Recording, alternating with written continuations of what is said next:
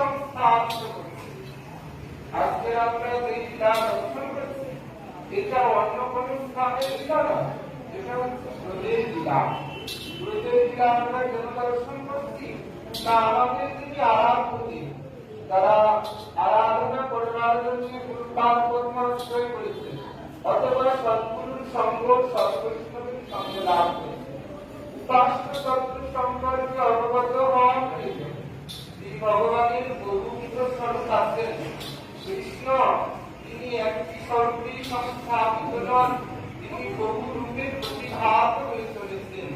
তার যে নিত্য স্বরূপ, নিত্য রূপে নিত্য কালে যে দিব্য অতীত রূপে বিরাজমান, গোস্বামীপাদ পরিচয় যে আপনার বলছেন, শ্রী পুজোর অন্মার নবকিশোর আর বাবু মুরলীধারী শ্যাম সুন্দর বলে বনমালা, এই যে